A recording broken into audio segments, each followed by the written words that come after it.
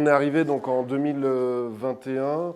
C'est une indivision de quatre, une fratrie de 4 propriétaires. Et on a commencé à interagir avec eux. Ils nous disaient qu'ils voulaient vendre le lieu, qu'ils avaient des promoteurs qui étaient prêts à le racheter pour des sommes assez importantes, incroyables. Mais on a la chance. On a la chance d'avoir ici un espace boisé classé avec un PLUI qui n'a pas bougé. Et du coup, on a monté ce lieu uniquement sur des fonds privés. Ça se présente à peu près comme ça. C'est un montage un peu... Bon, il n'est pas compliqué, mais il est... on a créé du coup 3 structures à cette occasion-là. On a créé la SIC, Société coopérative d'intérêt collectif, Tiers Lab des transitions. Donc, sociétés coopératives d'intérêt collectif, ce sont les sociétés dans lesquelles il y a des actionnaires qui peuvent être des collectivités. Donc, c'est la principale caractéristique des SIC. Il y a des citoyens. Aujourd'hui, il y a 150 coopérateurs. Il y a des entreprises, il y a des citoyens. Il n'y a pas encore de collectivité, mais on espère que ça va arriver.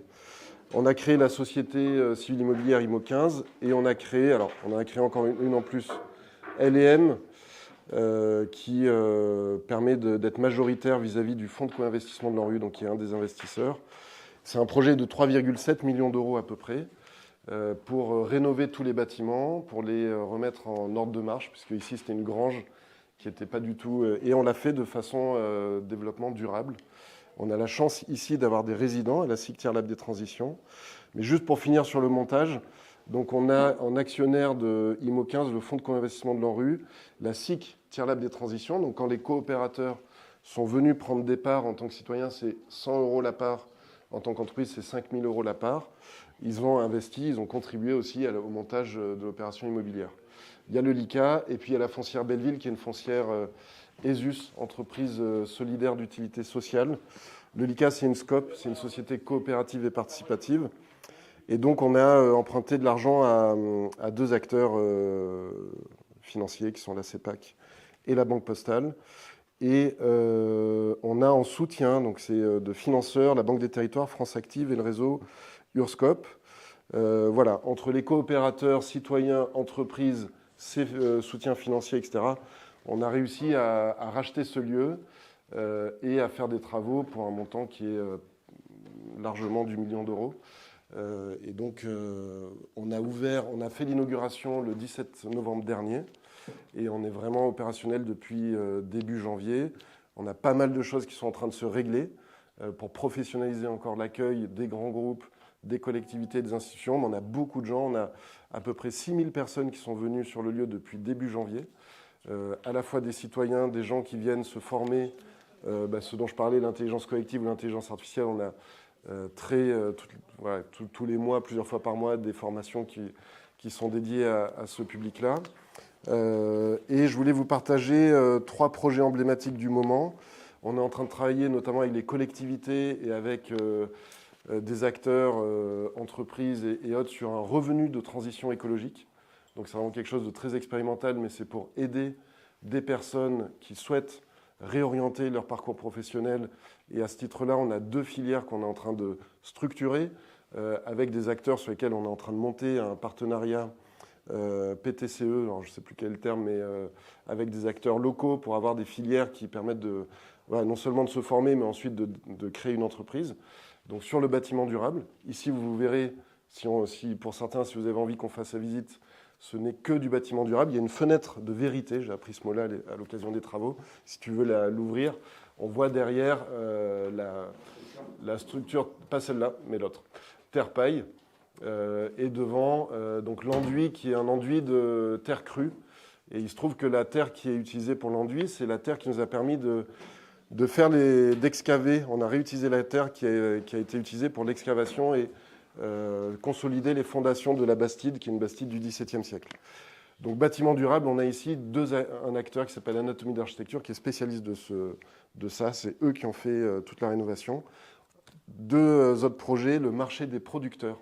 Alors c'est anecdotique comme ça, mais ici, tous les mercredis, à midi, il y a des producteurs de produits locaux et bio qui viennent juste à cet endroit-là. Et ça permet, c'est un grand moment, alors qui démarre parce que ça fait 5 fois qu'on le fait, mais c'est un grand moment de mixité sociale et de mixité d'idées. C'est-à-dire qu'on a des gens qui sont en formation d'entreprise ou de collectivités qui sont là.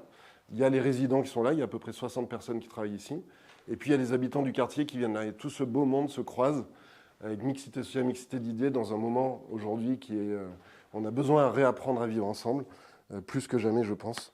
Et le troisième projet emblématique dont je voulais vous parler, c'est l'IA de confiance. On a relancé de façon plus importante un programme autour de la création d'IA de confiance, d'IA éthique, qui se traduit par à la fois des formations et des programmes d'accompagnement pour les entreprises qui souhaitent mettre en place une IA de confiance. Pour finir, puisqu'on m'a posé la question, comment ça se passe d'un point de vue, est-ce que vous êtes content? On est content. On est très content, parce que comme je disais, 6000 personnes sont venues depuis le début de l'année. On s'attendait à ce qu'il y en ait 5000 sur un an. On a fait 6000 en 6 mois, alors que ça vient juste d'être lancé. Mais l'équilibre économique est toujours pas complètement au rendez-vous. Il y a une intensité qu'on voudrait augmenter au niveau de ces rencontres citoyennes. Il y a des rendez-vous tous les jeudis soirs avec des citoyens qui ne sont pas du tout des rendez-vous sur lesquels lucratifs, sur lesquels on va gagner de l'argent. Par contre, ce sont des rendez-vous où les gens viennent, se rencontrent, discutent. On a un partenariat avec Actes Sud qui nous permet de faire venir des écrivains, des philosophes, des scientifiques. Et donc ça, on voudrait l'intensifier, mais voilà, toutes ces démarches prennent du temps.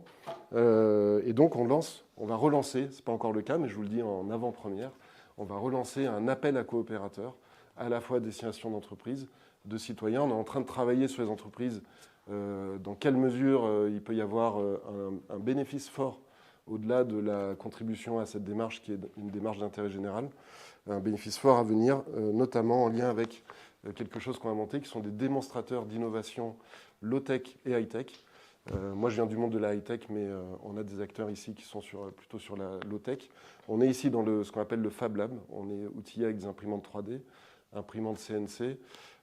Et donc, on a des moyens de pouvoir construire à la fois des parcours pour des entreprises qui veulent monter en compétences ou faire monter en compétences leurs salariés sur différentes thématiques. Et puis, pour les citoyens, de continuer à enrichir toute la programmation scientifique et culturelle qui est disponible sur ce lieu.